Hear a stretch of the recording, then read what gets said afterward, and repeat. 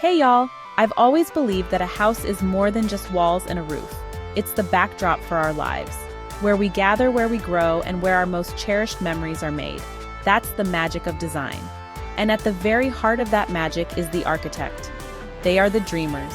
They are the doers who take a simple idea, a whisper of a wish, and turn it into a physical space. They think about how the morning light will spill into a kitchen nook and where a family will cozy up on a cold winter's night. It's a calling for people who see the world not just for what it is, but for what it could be. Choosing a career in architecture is about wanting to leave a lasting mark on the world.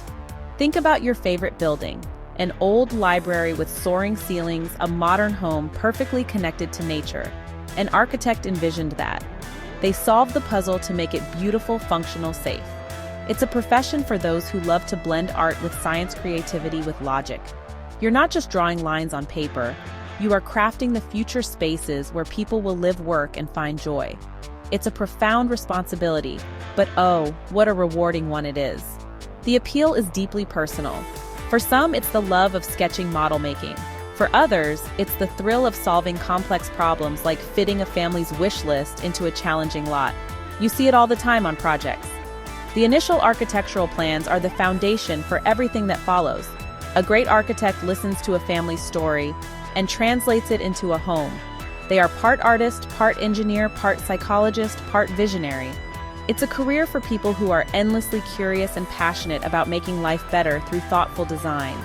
If you're the kind of person who walks into a room and immediately starts rearranging it in your head or sketching floor plans in the margins of your notebooks, this might just be the path for you. It's for people who feel a deep connection to places and spaces. This isn't just a job. It's a way of seeing the world. It's about building a legacy, one beautiful, well-loved space at a time. It's about creating the home in home, the community in a public square, and the inspiration in a workplace. That's a powerful thing, and it all starts with that first spark of a dream. So you feel that pull toward creating spaces. That's wonderful. But how do you get there? The path to becoming a licensed architect is a marathon, not a sprint. It's built on a strong educational foundation. The first big step for most folks is earning a professional degree in architecture from a program accredited by the NAB. This is usually a 5-year Bachelor of Architecture program. Alternatively, some people get a 4-year pre-professional bachelor's degree. Others pursue a 2- or 3-year Master of Architecture. The key word is accredited. It's non-negotiable for licensure. Once you have that degree, your journey moves from classroom to the real world. This phase is about hands-on experience through the Architectural Experience Program, AXP, managed by NCARB. Think of it as an apprenticeship. You'll work under the supervision of a licensed architect, logging thousands of hours. You'll be involved in schematic design, client meetings, creating construction documents, visiting job sites. This is where theory becomes practical skill. It's where you learn the craft. After education and experience, the final hurdle is the Architect Registration Examination, the ARE. It's a multi-part exam testing all aspects of practice, including building codes and materials, project management, professional ethics. The ARE ensures you can protect public health, safety, and welfare. Preparing takes months of dedicated study. Passing it is the milestone that officially makes you an architect. It's the moment you can finally put those 2 little letters, RA, after your name. Recap. First, get your accredited architecture degree. Second, complete your AXP hours. Third, pass all divisions of the ARE. Check your state licensing board for specifics. This 3-pronged path is standard nationwide. It's long and demanding, but every step builds you into a confident, creative professional. A journey of growth. The destination is worth it. To build great homes, you need more than just a good blueprint. You need the right character. The best architects I've met are a unique blend of artist-scientist. They have to be incredibly creative and imaginative, able to see possibilities where others see problems. But they also need to be meticulous, detail-oriented, and technically minded. You can dream up the most beautiful design, but it's worthless if it can't stand up or meet building codes. So, a successful architect is both a right brain and a left brain thinker. They are patient problem solvers who can handle the pressure of deadlines and budgets without losing their creative spark. Resilience is key because not every design will be approved and not every project will go smoothly. The timeline to become a licensed architect is a significant commitment, typically taking between 7 to 10 years from the start of college. Let's break it down. Your professional degree will take 5 to 7 years, Bachelor of Architecture, Master of Architecture. After graduation, the Architectural Experience Program requires you to log 3,740 hours of work experience. If you work full-time, this usually takes about 2 to 3 years to complete. During or after your AXP, you'll tackle the Architect Registration Examination many people study for and take it over 1 to 2 years. It's a long haul, but each stage builds upon the last, layering knowledge and experience. Now let's talk about a sensitive topic, a criminal record. This can be a hurdle, but it's not always a complete barrier. When you apply for your license, state licensing boards will conduct a background check. They are primarily concerned with convictions that relate to your ability to practice architecture with honesty and integrity, fraud, deceit, anything that could endanger public safety. Each case is reviewed individually. Being upfront and honest about your past is crucial. Many boards have a process where you can explain the circumstances and demonstrate rehabilitation. It's best to contact your state's licensing board early on to understand their specific policies. Are there any shortcuts? Not really, but there are more efficient paths. Some states offer alternative routes to licensure for individuals with many years of experience, 10 or more years, without an accredited degree, though this is becoming less common.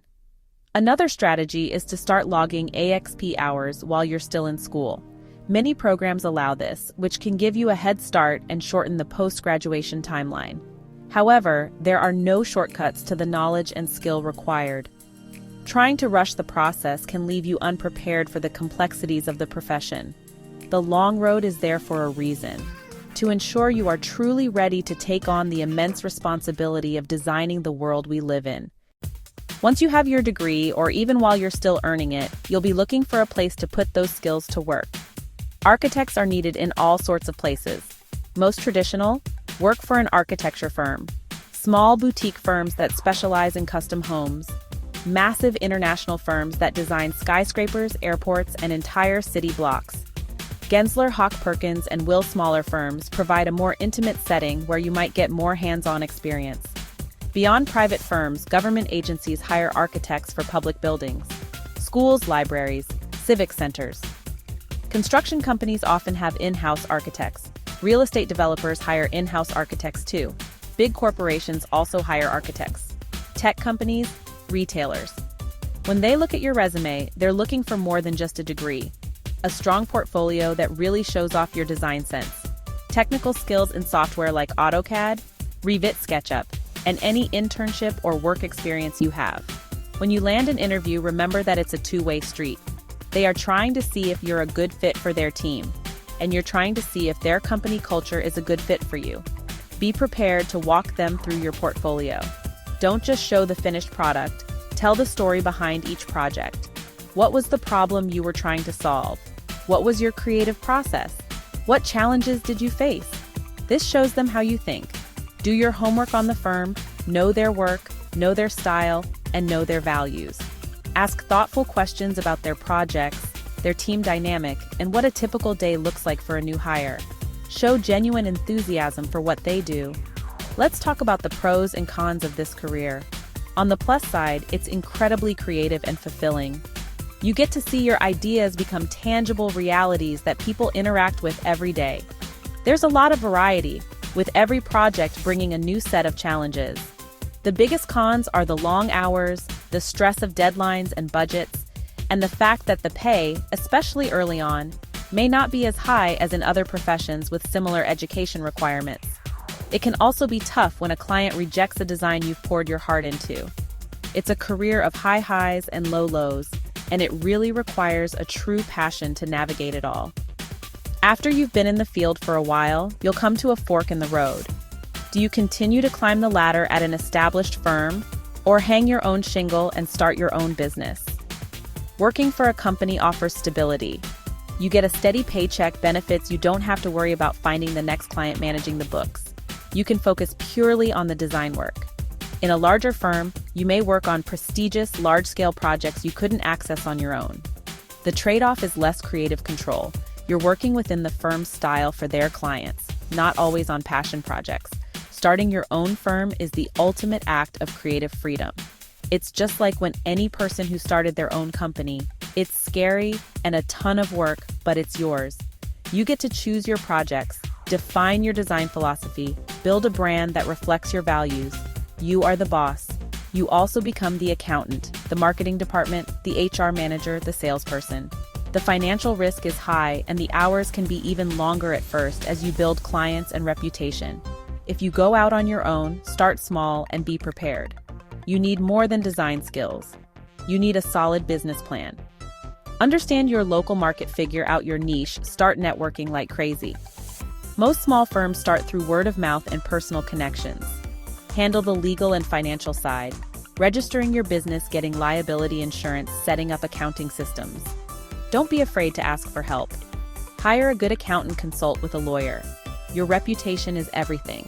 Deliver incredible work and even better client service on every project. Document everything.